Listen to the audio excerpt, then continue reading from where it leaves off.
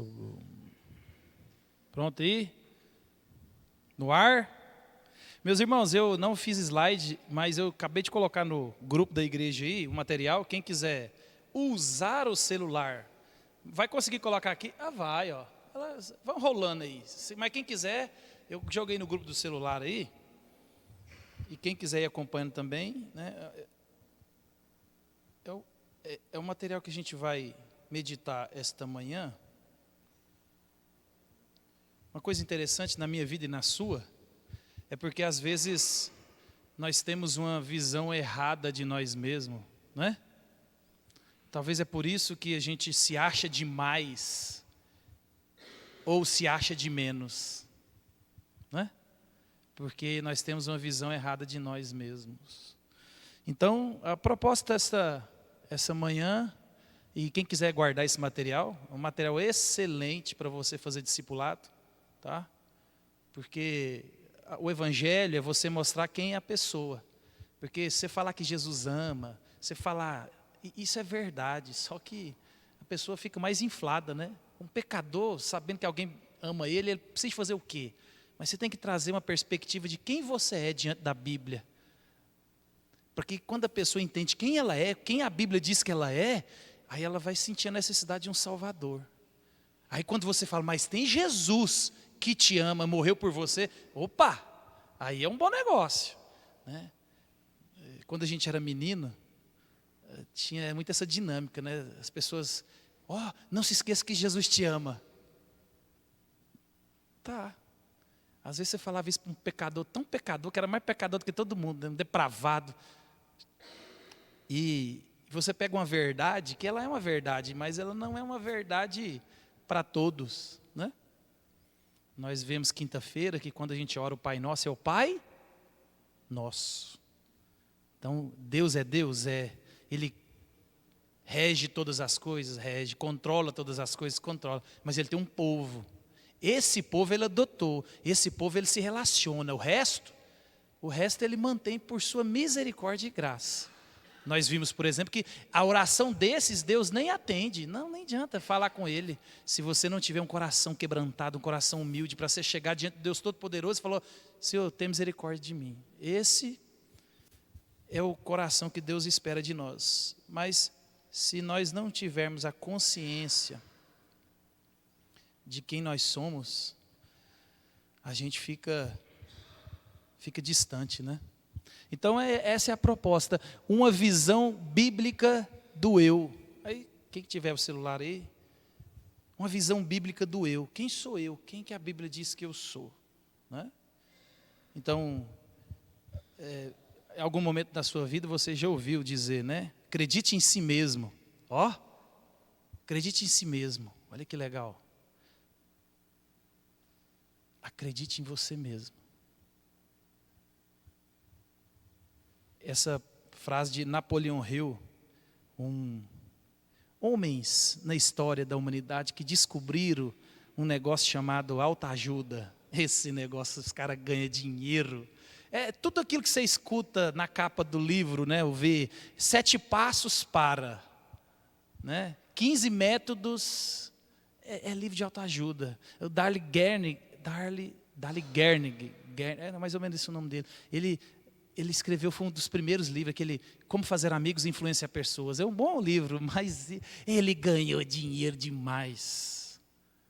Porque o cara não está preocupado se você vai fazer amigo e influenciar pessoas, ele está preocupado que você vai fazer do livro dele um best-seller. E ele vai ganhar dinheiro.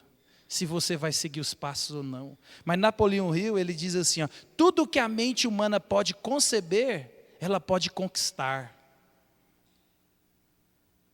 Já pensou? Isso parece uma receita de bolo, né? Parece um livro de mágica. Tudo que você quer, você consegue. Aquela pregadora que deu um probleminha, né? Que foi num casamento de homossexual, ou não, nem de aniversário, né? E fez uma presepada lá. Eu estava vendo essa semana, ela, numa pregação dela. Eu chego aonde eu quero, eu vou aonde eu quero, eu que determino os meus sonhos, eu que coloco limite. E eu falava, meu Deus. Esquecer quando Jesus diz lá em João, né? Sem mim, nada podeis fazer. É o orgulho do homem de achar que ele faz alguma coisa sem Deus, né? Então, essa visão, meus irmãos, sugere que cada pessoa possui uma bondade inata dentro de si. E para ajudá-los, você deve afirmar esta bondade.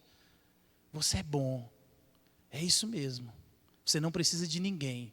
A resposta está dentro de você. A solução dos seus problemas está de dentro para fora. Meu irmão, não é o que a Bíblia diz. O nosso socorro vem de Deus, é de fora para dentro. Nunca de dentro para fora. Nunca. Não olhe para dentro, olhe para Cristo, olhe acima do sol. Porque enquanto você achar que você é alguma coisa, é sinal de que você não é nada. Então nós temos que ter uma visão correta daquilo que a Bíblia diz quem nós somos.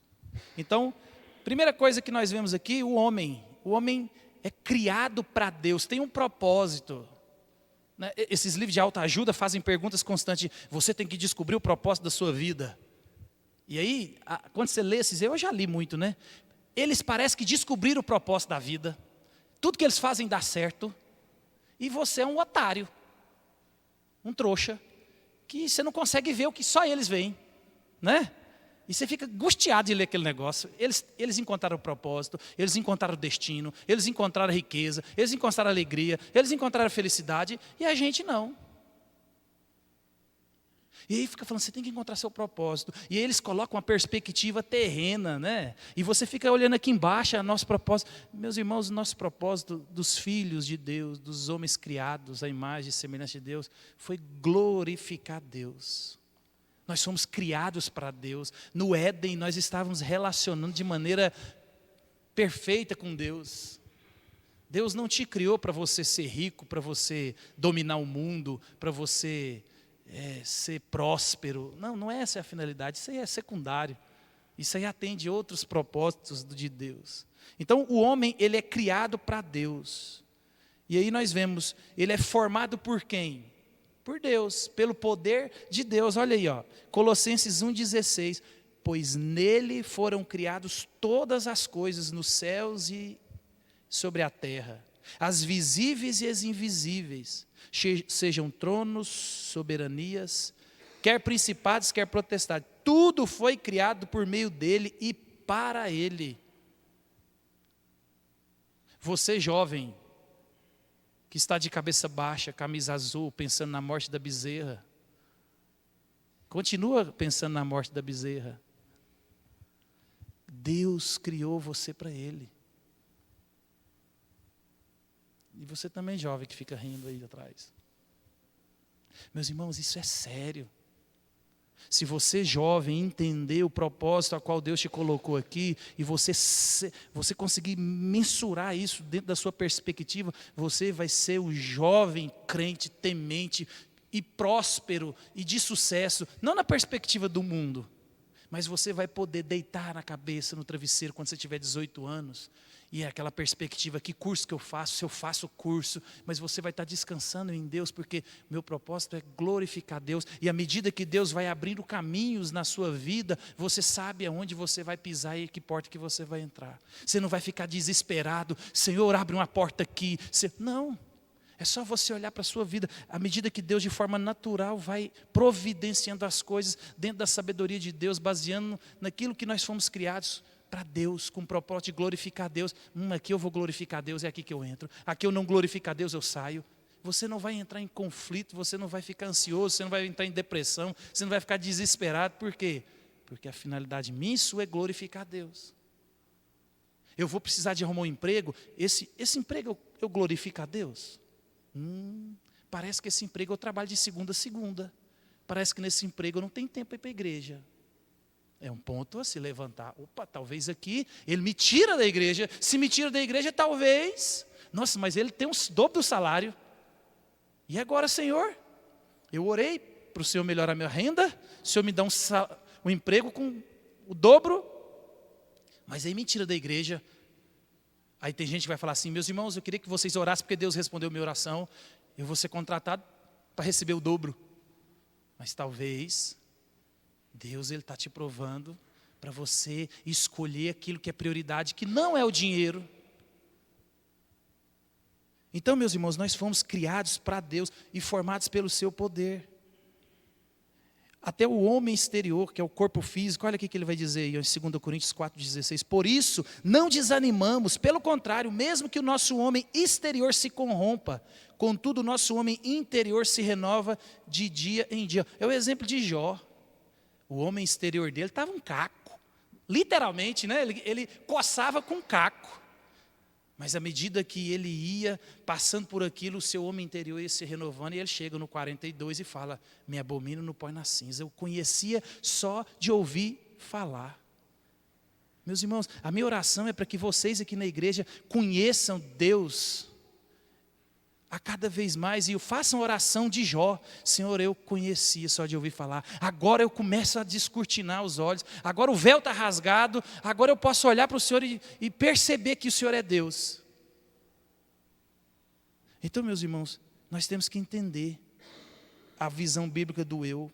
O homem interior também formado por Deus, o coração, a alma, o espírito, que é a mesma coisa, não divida o homem. Coração, alma, espírito, mente, vontade, é você, sou eu. Não divida aquilo que Deus não dividiu. Sobre tudo que se deve guardar, guarde o coração, porque dele procedem as fontes da vida. O coração é a sala de controle da minha vida e da sua. Guarde a sala de controle, não é qualquer um que pode governar a sua vida.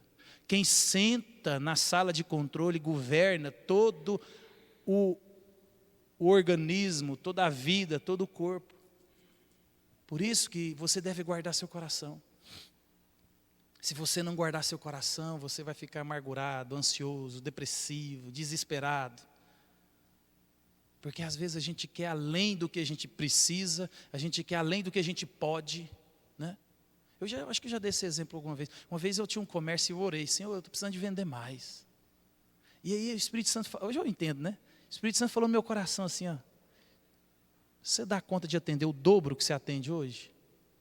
Eu já tinha resposta, não dava conta. Eu não tinha espaço físico, eu não tinha logística humana, não tinha logística material, não tinha nada. Aí eu falei: é verdade, né? A gente esquece que para você faturar mais, você tem que ter uma logística, né? Não é simplesmente: não vou fazer isso aqui custar 10, agora eu vou vender por 50, vou faturar mais. Não é assim que funciona. E na nossa vida é do mesmo jeito. A gente quer grandes coisas, quer dar saltos, né? A gente acha que a gente é atleta de atletismo, né? Você, em vez de dar um pulinho, né? Faz igual aquele, o salto em barra, né? Ele vai lá e fala: ó, 1 metro para mim tá bom. Ele vai, não, agora 1,10 m eu dou conta. Não, mas agora pode pôr para 1,15 m, 1,15 m vai. E aí você vai treinando e vai saltando, e você vai saltando. Mas não, às vezes a gente quer na vida, e até na vida com Deus: Senhor, eu acho que agora você já pode colocar o sarrafo aí 3,15 eu dou conta. Mas seu último pulo foi para 1 metro. Aí você chega lá e você não passa nem por, você nem bate na barra, você passa por baixo da barra, né? E fala: Senhor, eu estou desanimado, mas é porque você está olhando com os olhos seus, numa perspectiva de orgulho, e querendo coisas que Deus não quer para você. Por isso, meus irmãos, que guardar o coração é você olhar para o seu presente, não é para o passado e nem para o futuro. O futuro você não conhece, o passado você tem que olhar no retrovisor, né?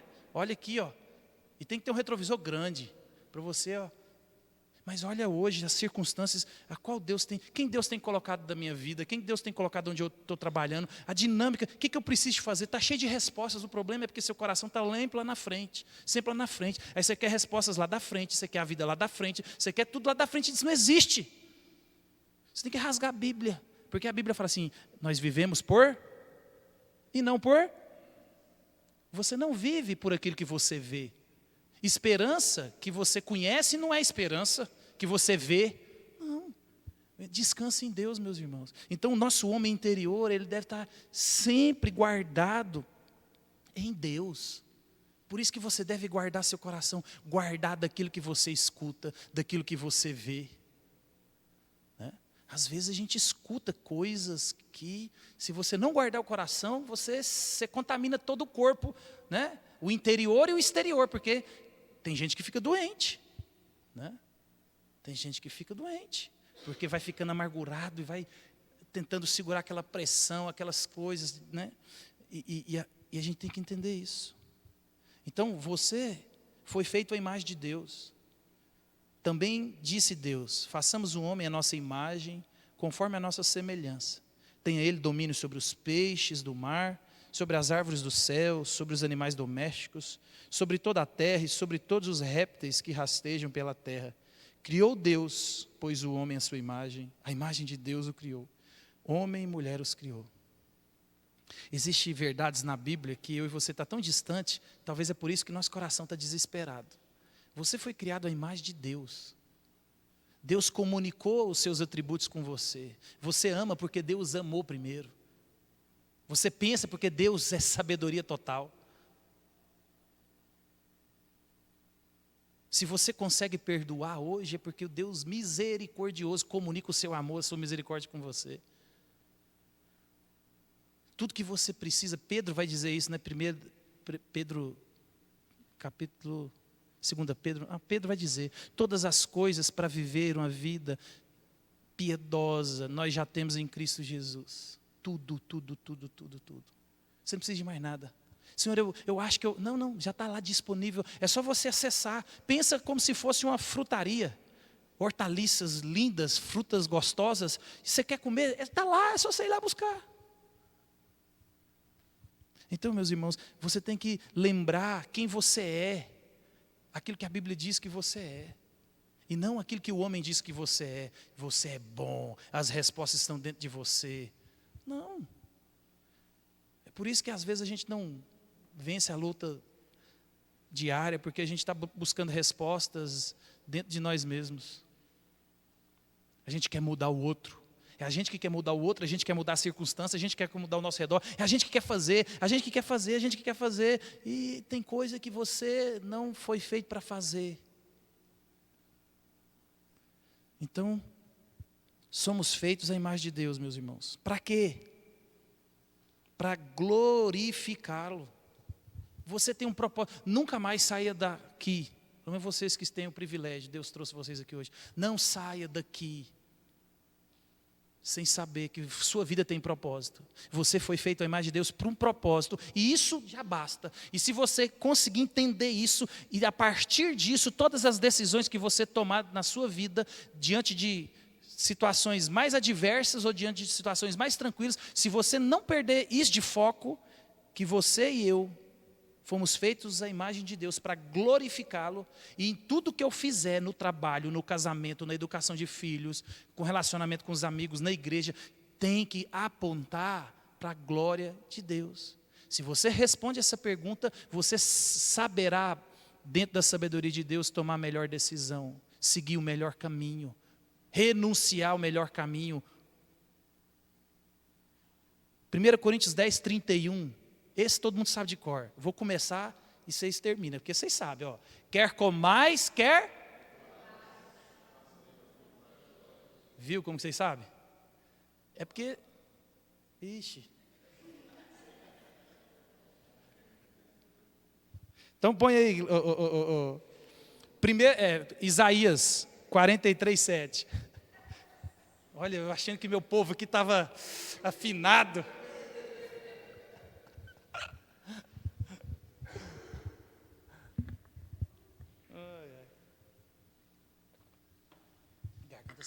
Olha o que Isaías vai dizer. E todos os que são chamados pelo meu nome, e os que criei para minha glória. Deus te criou para a glória dEle. A sua vida tem que glorificar a Ele. O que você faz tem que apontar para Ele, e não contra Ele. E que formei e que fiz, foi Deus quem fez você.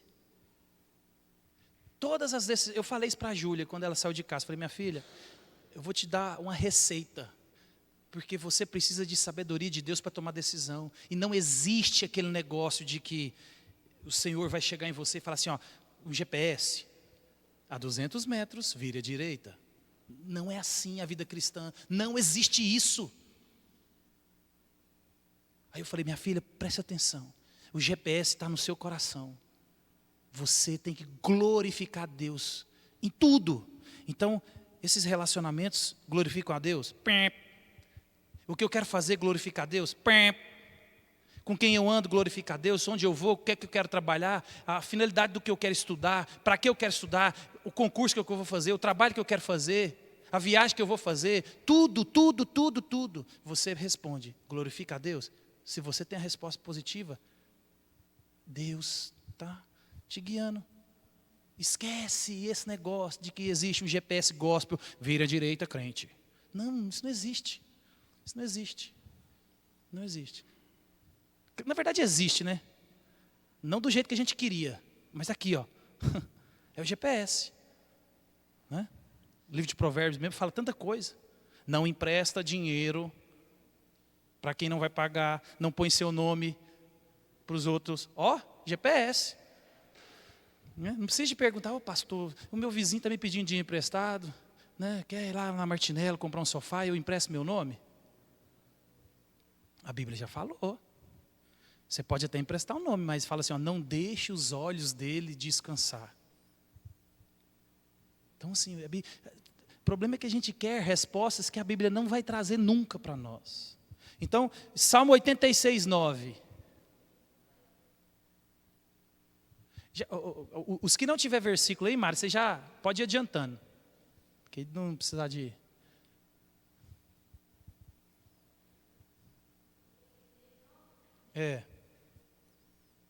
Todas as nações que fizeste, quem fez? Deus. Prostrar-se-ão diante de ti, Senhor, e glorificarão o teu nome.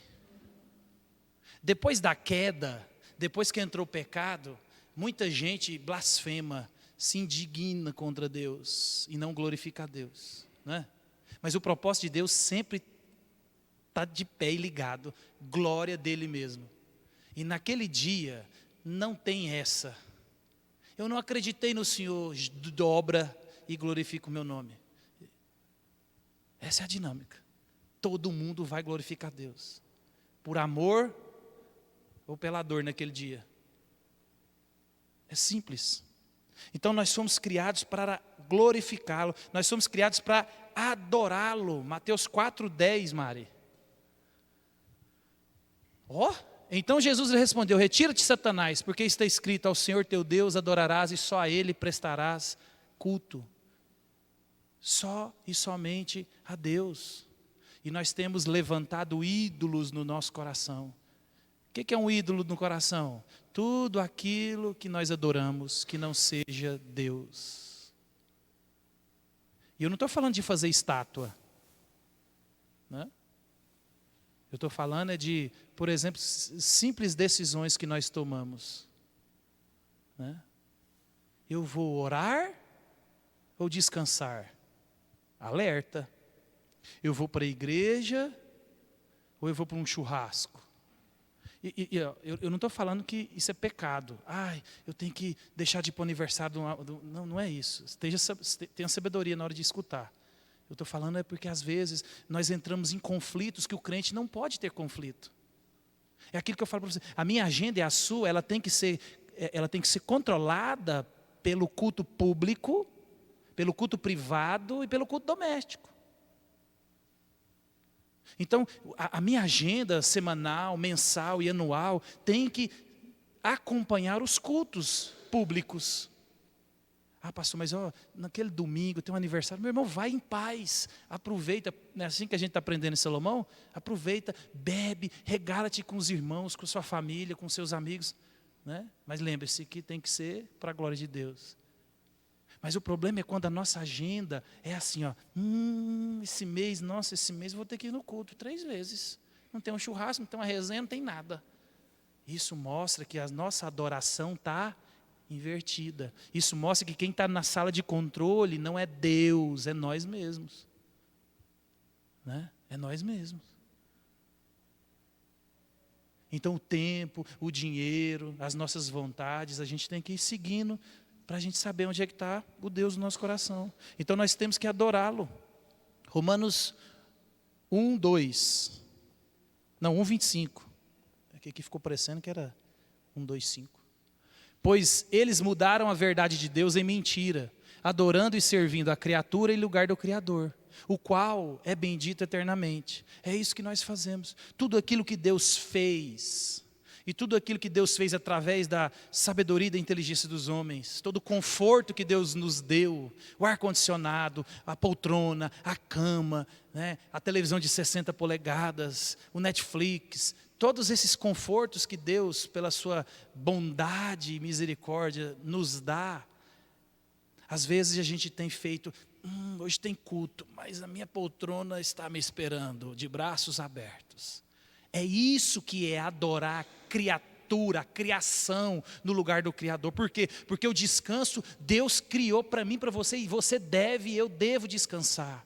Mas quando eu troco o culto, a adoração, a oração, a leitura pelo descanso, ou pela outra coisa, eu estou pecando, porque eu estou adorando a coisa no lugar de quem criou a coisa, né? Salmo 2:11.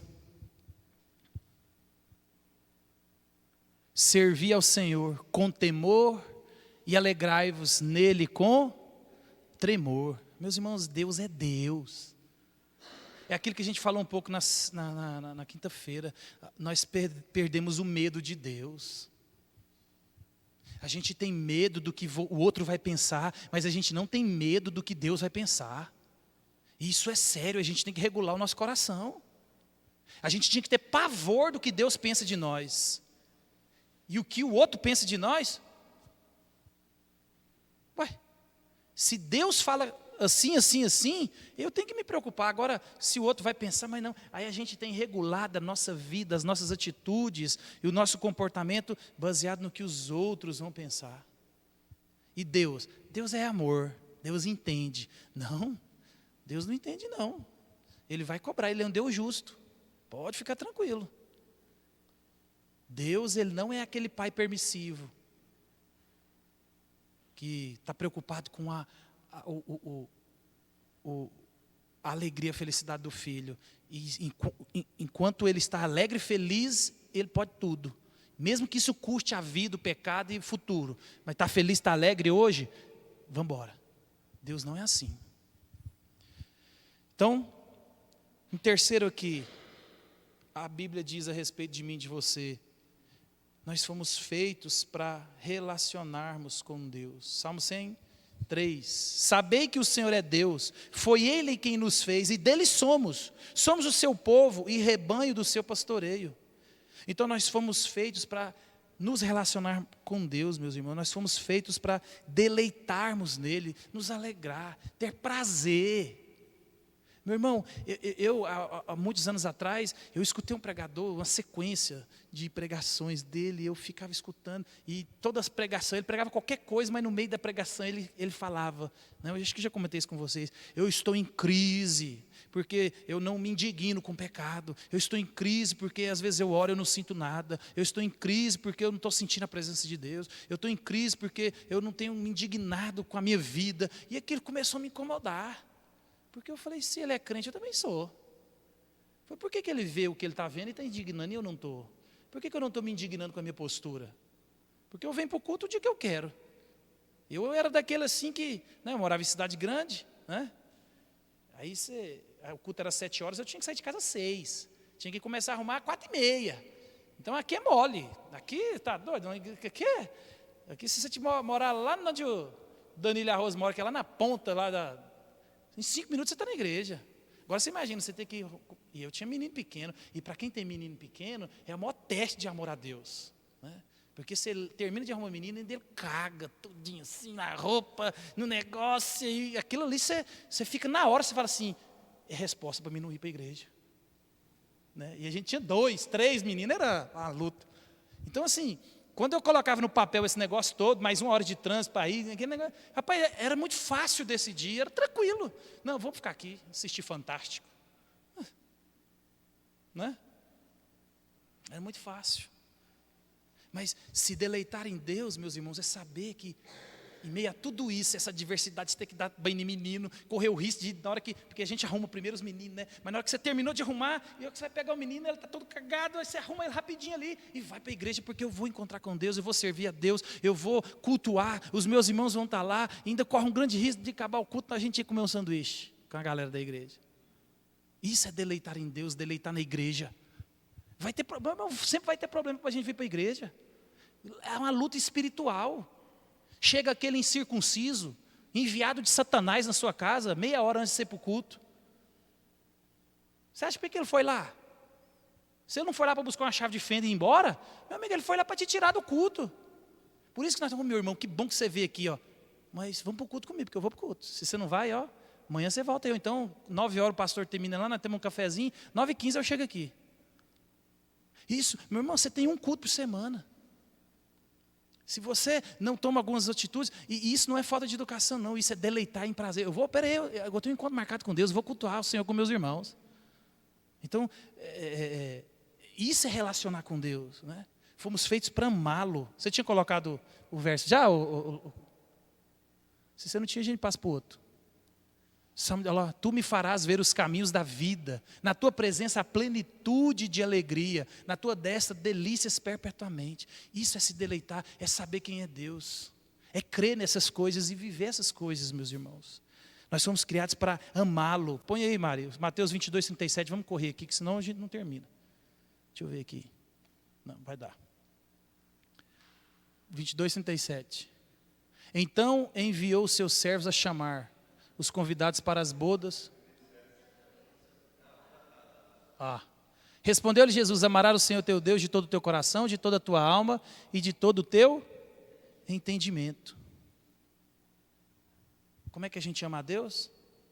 Com café. Com café. Com o coração, com a alma, com a força e com o entendimento. Nunca mais você vai esquecer disso. Como é que eu amo a Deus? Com café. Coração, alma, força e entendimento. O nosso culto não é um culto de burro. Aqui não está sentado nenhum jumento. Nós somos seres pensantes, inteligentes. Nosso culto é racional. Nós cantamos, nós sabemos para quem nós estamos cantando. Nós oramos, nós sabemos para quem nós estamos orando. Nós ouvimos a palavra porque nós sabemos quem está falando. Por isso que você deve amar a Deus com todo o seu corpo, com toda a sua alma, com toda a sua força e com todo o seu entendimento. Nós fomos feitos para obedecê-los. Aperta o calê, pastor, não dá não. Meu irmão, nós somos filhos, e filho tem que ser obediente.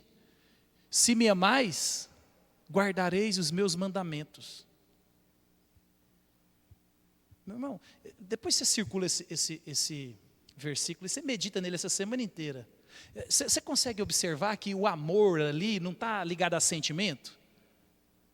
Se você me amar, pense em mim, chore por mim, liga para mim. Não está escrito isso, né? Não é uma ação sentado no sofá com os braços. Não, se você me ama, você obedece às minhas palavras. Quais? Todas, de Gênesis a Apocalipse. Então, meu irmão, quando eu falo que talvez você não ama Jesus, ou quando você olha para alguém e fala, você não ama Jesus, ou quando você olha para você mesmo e fala assim, eu não amo Jesus, é porque a sua vida, as suas obras mostram que você não ama Jesus. Não sou eu. Porque eu sou falho e meu raio-x é 0. Se você falar para mim, eu amo Jesus, eu vou acreditar. Eu vou. Ué, se você falou, está falado. Quem sou eu para falar que não? Mas se a gente olhar para as Escrituras, olhar para a sua vida e você ver, se me amais, guardareis os meus mandamentos. É simples. Então nós fomos chamados para obedecê-lo. O outro aí já está na bala? Então põe. Agora, pois, Israel, que é que o Senhor requer de ti? Não é que temas o Senhor teu Deus e andes em todos os seus caminhos e o ames e sirvas ao Senhor teu Deus de todo o teu coração, de toda a tua alma para guardares os mandamentos do Senhor e os seus estatutos que hoje te ordeno, para o quê? É para o bem de Deus? Então nós devemos obedecer. Seguindo, nós também fomos feitos responsáveis diante de Deus.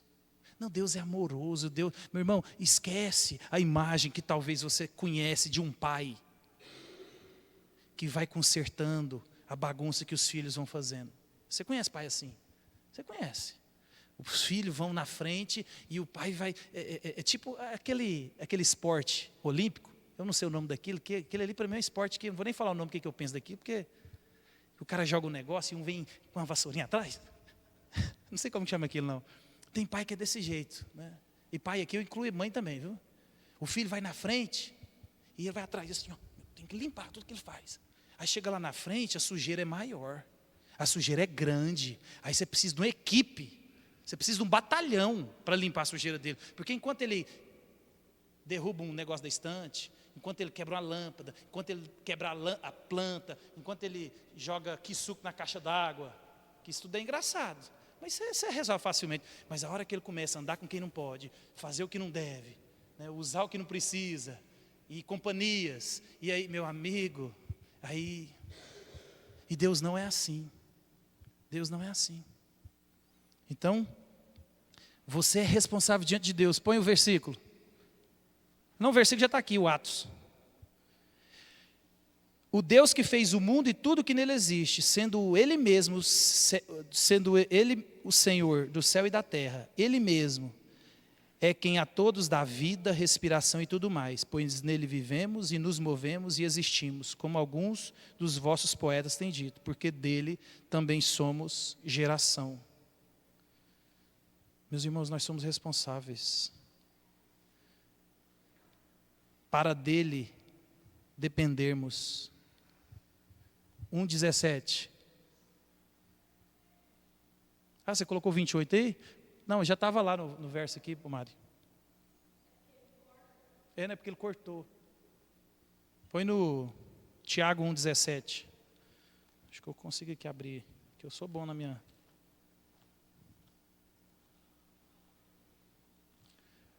Tem 20 minutos ali.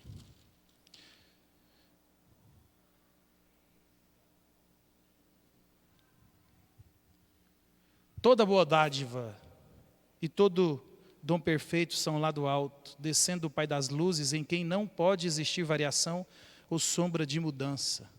Meus irmãos, nós somos responsáveis diante de Deus. Deus, Ele não muda. Aquilo que Ele disse que Ele faria, Ele fará.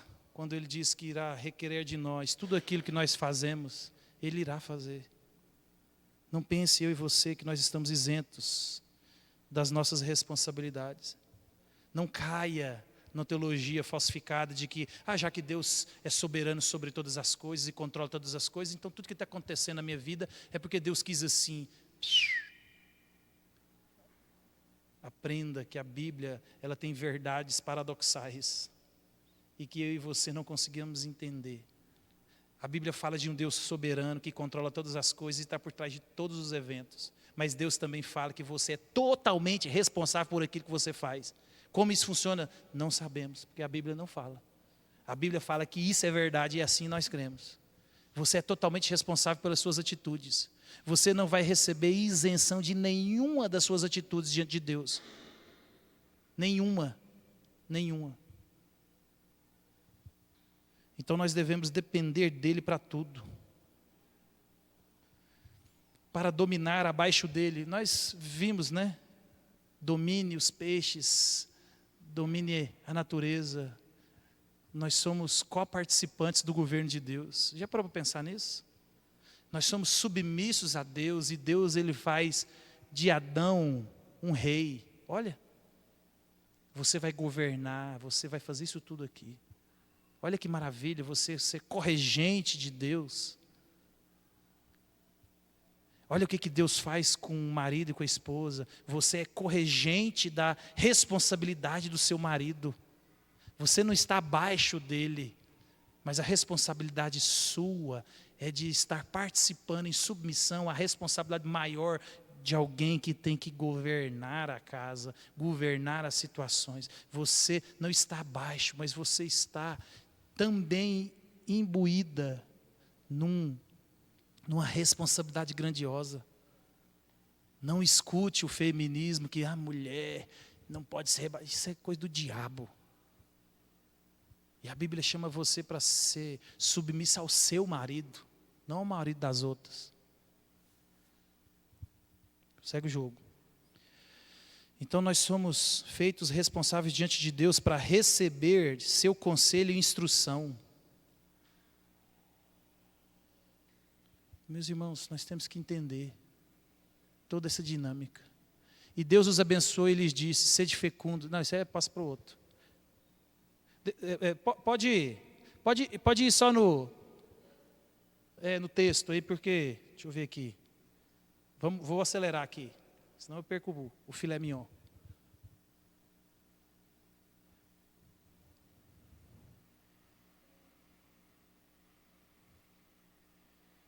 Então nós devemos receber o conselho e instrução. Não só de pão vive o homem, mas da palavra de Deus, das Escrituras, da Bíblia.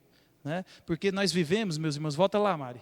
Porque senão nós incorremos num perigo grande que é sair do propósito de Deus. Eu não consegui colocar a figura aí, porque aí tá bom, o teocentrismo, onde Deus é o centro, né? Onde eu e você, nós fomos criados para fazer de Deus o centro e o foco das nossas vidas. E quando Deus é o centro, nós organizamos a nossa família, as nossas finanças, a igreja e a vida dentro da dinâmica onde Deus é o centro, a partir do que Deus disse, a partir do que Deus espera. Mas o problema é que depois do pecado nós estamos separados de Deus, e aí a gente vive aquele humanismo, né, esse antropocentrismo, onde o homem substituiu Deus, e agora você é o centro, e as decisões, e a sua vida parte de você mesmo, e você se acha o seu salvador, e não é, né? Então, a Bíblia ela começa dizendo para mim e para você que nós fomos feitos à imagem de Deus, nós fomos criados para a glória de Deus, nós fomos criados para relacionamento com Deus, nós fomos criados para adorá-lo, para obedecê-lo, mas agora ela fala quem nós somos, depois daquele evento, que foi o maior desastre da humanidade, que aconteceu no Éden.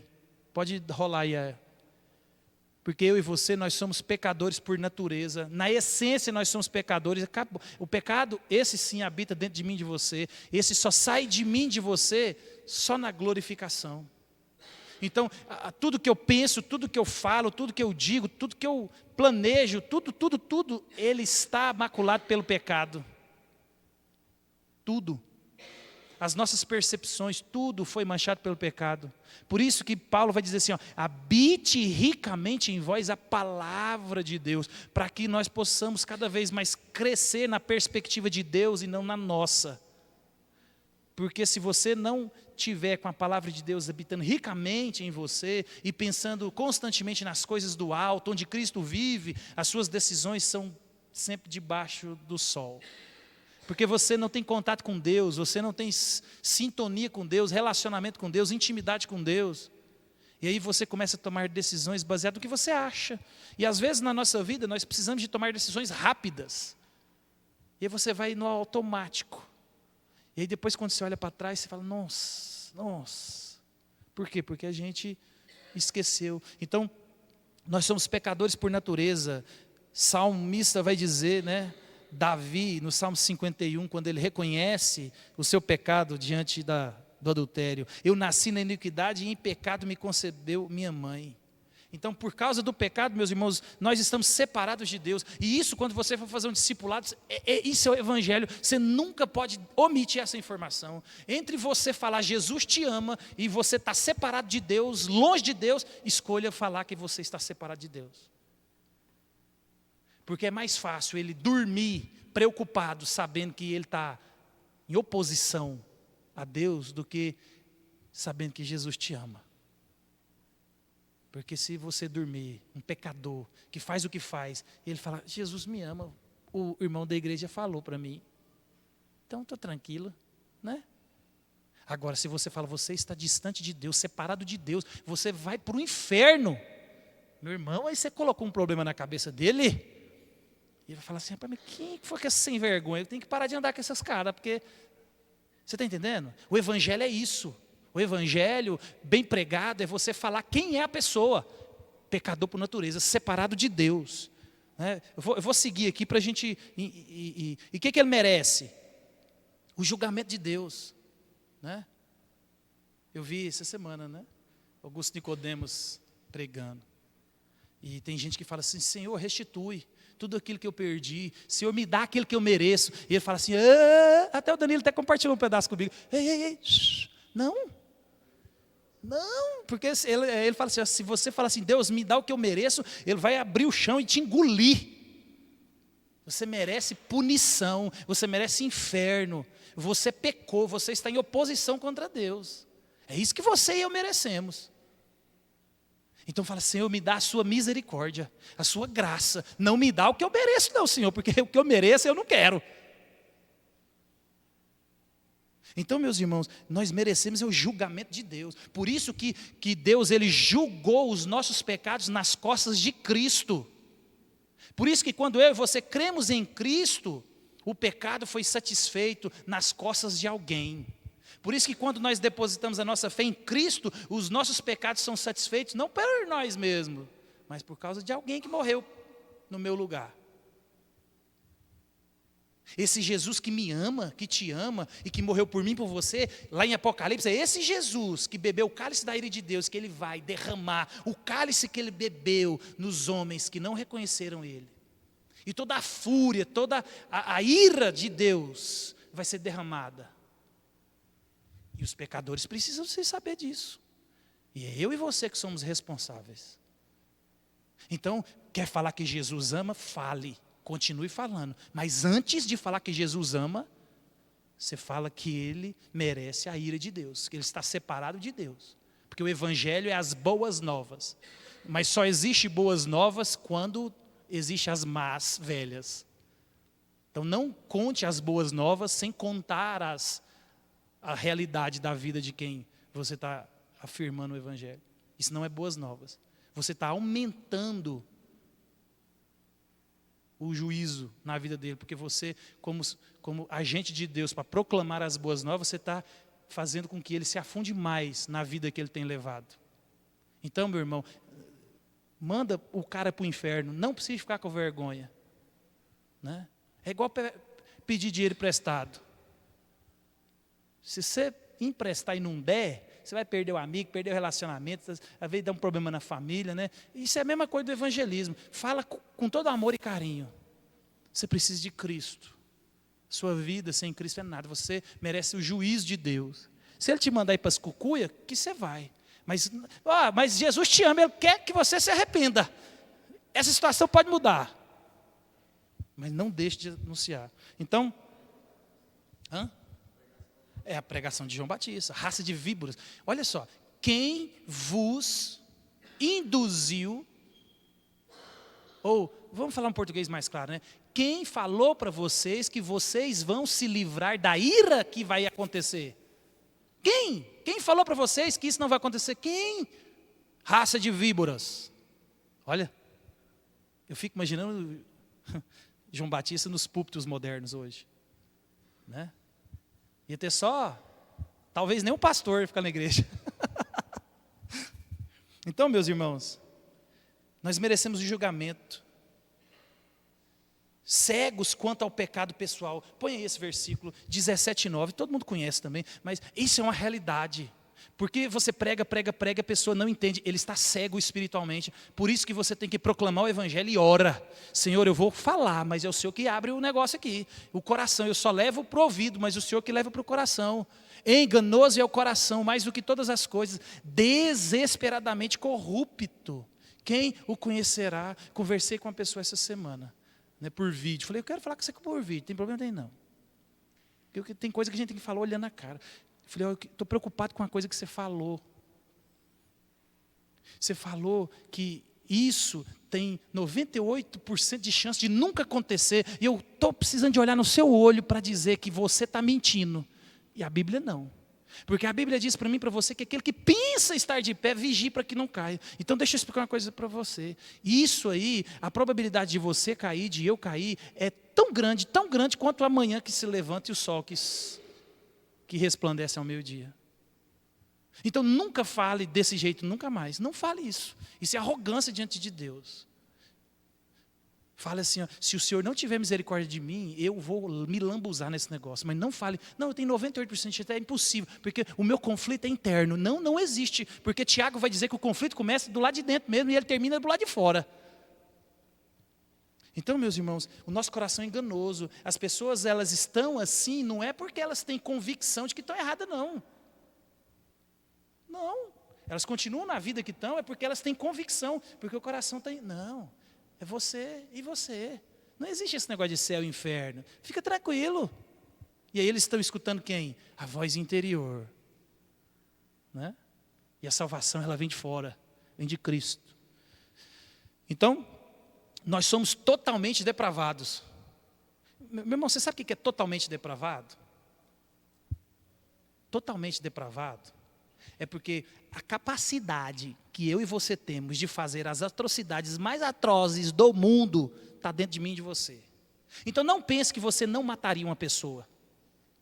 Não pense que você não entraria numa orgia sexual daquelas mais romanas. Não pense que você não falaria mal de alguém. Não pense que você não estrangularia alguém. Não pense que você não faria a pior coisa do mundo, porque você é totalmente depravado. Essa capacidade está dentro de você. E o seu coração enganoso é isso, é você olhar para você e falar assim, não, isso eu não faço. Isso tem cara do Zé. O Zé faria, eu não. Não, eu faria. E o Zé mostrou que eu também faço. Nós somos totalmente depravados. Totalmente. É por isso que as pessoas não concebem a ideia de um Deus que salva, de um Deus que vai atrás. Porque se Deus não for ao resgate, você e eu estamos perdidos. Você está morto espiritualmente, depravado. Olha aqui, ó, nós somos incapazes de mudar a nós mesmos. Não existe a possibilidade de você levantar um dia de manhã, né? Igual essa semana, acidentalmente, eu fechei a mão do Davi. Está com a geladeira aberta, ele chegou assim, pôs a mão assim, e eu estou lá, quando eu fechei a mão dele na geladeira, e ele ficou bravo, e falou assim, você fez porque eu quis. Aí eu falei para ele, é verdade. Hoje eu levantei de manhã e falei assim, eu tenho que fechar a mão do Davi na geladeira. Falei, meu filho, foi do jeitinho que eu planejei. Aí ele com um beição desse tamanho assim, ficou bravo, saiu pisando duro. Né? Por quê? Porque na cabeça dele, né, eu fiz de propósito. Falei, meu filho, você acha que eu vou... Não ia fazer isso. Eu não vi. Não, você fez porque você quis. Aí eu ri. Falei, é verdade. Meus planos estão... até agora, tudo que eu planejei de manhã está dando certo. Então, é o engano do coração. É um engano. Nosso coração, meus irmãos, ele é totalmente enganoso. Nós somos incapazes de mudar a nós mesmos. Incapazes. A mudança, ela ocorre porque um agente externo, ele vem até mim e você. Ele vem até mim e você. Você não vai acordar de manhã e falar assim, nossa, com vontade de ir para a igreja. O ímpio não tem essa possibilidade. Tanto é que, olha como é que você vê as conversões. Não, eu fui para a igreja que eu estava namorando um rapazinho. Aí comecei a namorar com um rapazinho, com a menininha da igreja. Aí fui para o culto. Nunca você vai escutar, não, eu estava lá em casa e de repente me deu uma vontade de ir para a igreja, eu fui. Cheguei, não, é assim não, porque meu amigo me chamou, tinha a festa da igreja, tinha um churrasco na igreja, tinha um acampamento dos adolescentes, né? É assim, por quê? Porque você não foi lá por causa de Deus, você foi lá por causa da farra, por causa da brincadeira, por causa da menina, por causa do rapaz. Você foi lá porque tinha outra coisa mais atraente, não Deus, porque nós estamos mortos. E nós somos pecadores, nós todos somos como o imundo, ó. E todas as nossas justiças como o trapo da imundícia. Todos nós murchamos como a folha. E nessa iniquidade, como um vento, nos arrebata. Meus irmãos, olha aqui, ó. Talvez você nunca pensou nisso, mas o ímpio, tudo que o ímpio faz, pensa na coisa mais boa que o ímpio faz. Para Deus é isso aí, ó. Para Deus não é nada. Só eu e você, crentes, regenerados, lavados pelo sangue de Jesus, através do Espírito Santo de Deus, podemos fazer obras que glorificam a Ele, que Ele se agrada, que sobe ao Senhor com aroma suave. O resto, tudo que faz, para Deus, é trapo de imundícia. Porque as intenções do coração sempre são para eles mesmos. Nunca é para Deus. Nunca. E nós somos pecadores por escolha. Põe lá de novo. Nós somos pecadores. Não, põe no coisa. Não, eu vou terminar ele aqui.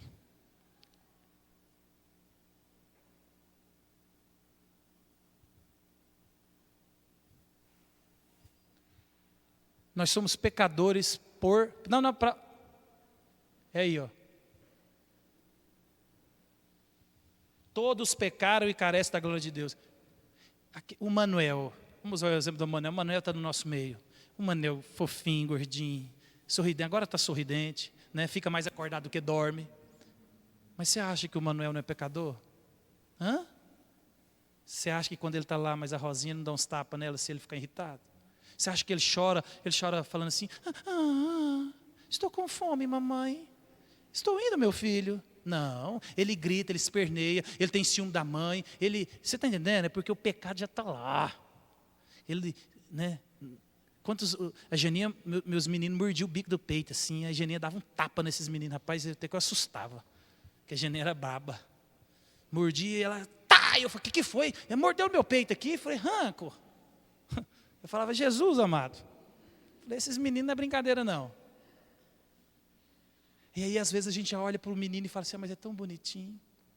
Eu tinha um amigo meu, nós como pais, eu tenho um amigo meu, amigo de infância. Infância mesmo assim, nós crescemos assim, ó. E nós crescemos igual a Bia, assim, ó, junto. Meu amigo até hoje. Né? Porque amigo é daquele que você vê, né? Ele está fora do país porque se ele pisar no país, ele é preso.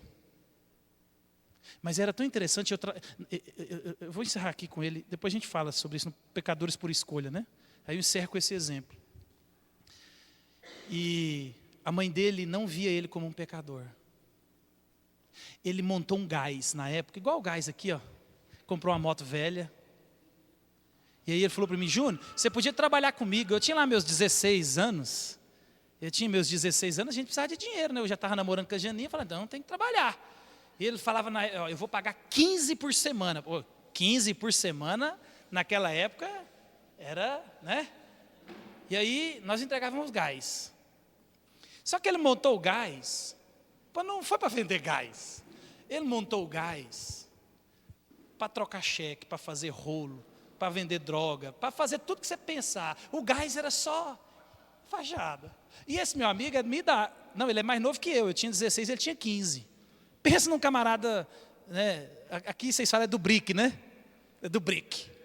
Não, esse se você vacilasse, ele... Mas pensa num cara gente fina, bom de prosa, meu amigo de infância. Eu conheço os pais, conheço a mãe, conheço, nós somos criados juntos, da igreja. Detalhe, crente. A mãe dele falava para nós, falava assim, nossa, eu fico tão orgulhoso, até que ele é bom nos negócios. Só que, né, naquela época a gente não era convertido, aí a gente, é verdade, em vez de falar assim, você está louca? Ele está andando com quem não pode, ele está fazendo coisa, né? A gente estava lá com ele trabalhando certinho. A gente entregava o gás, vendia, né? Porque só usava ali a fachada, né? Mas a gente, em vez de... A gente não tinha essa sabedoria, né? Mas o fato é que a mãe olhava e falava assim, olha só, estou tão orgulhoso. Estou tão orgulhoso. E esse menino teve que ir embora do país. Né? Na semana que ele foi embora do país, a Polícia Federal baixou na casa dele. Ele foi para outro país, chegou lá no outro país, ele foi preso. Ele conseguiu ir para outro país, ele teve que fugir do outro país. Esse menino está preso. Quase foi preso lá, porque, né, nos Estados Unidos não tem a misericórdia que tem. Né? Mas ele conseguiu sair dos Estados Unidos e hoje ele está em um país da Europa. E eu tenho certeza que ele está fazendo rolo trambique. Você está entendendo? Porque alguém olhou para a vida e não falou, ei, e eu estou falando de gente de crente, tá? Gente que nós nascemos na igreja, entendeu? Não é Descrente não. Pai crente, mãe crente, nós crentes. Nós íamos para a igreja todo domingo, não tinha dinâmica não. Mas alguém que tinha que cuidar e falar a verdade, olhou com tanto amor e carinho e falou, olha aqui, meu menino é negociante. Olha meu menino, olha só meu menino, 15 anos. Né? Aí ele comprou um carrinho velho e tal, aquele negócio, imagina. Então, meus irmãos, nós somos totalmente depravados. Né? A gente parou aqui no pecadores por escolha. Depois a gente termina isso aqui. Não tem problema não. O quê? Não, R$15 por semana salvava o meu lanche com a Janinha. Né?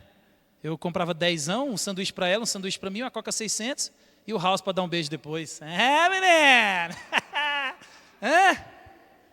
Naquela época era boa, 10. Aí tinha um detalhe, ela só comia metade do sanduíche. Então assim, era calculado, eu vou pedir 2 porque a metade é meu.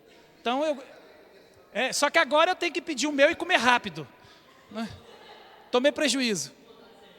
Vai, o Senhor traz a fome que ela tinha quando eu namorava com ela. Era economizar, imagina, 10, eu já, né, sanduíche. Era. Não, o trem tá. Eu só tomei prejuízo nesse negócio. E agora tem o Davi, que se eu não comer rápido, o Davi come o meu, come o dela e aí vira um negócio. Pensa no menino que é nervoso. Não, o Davi é Pac-Man. Ontem eles foram lá na Lu Verde, lá eles falaram que ia dar um uniforme para eles da prefeitura. Aí o cara não deu uniforme, falou assim, não vou dar cachorro quente para vocês. Só aquela criança ali comeu 14. Falei, vai, era melhor ter dado uniforme. Rapaz, é a graça de Deus. Então é isso, meus irmãos. Depois a gente termina.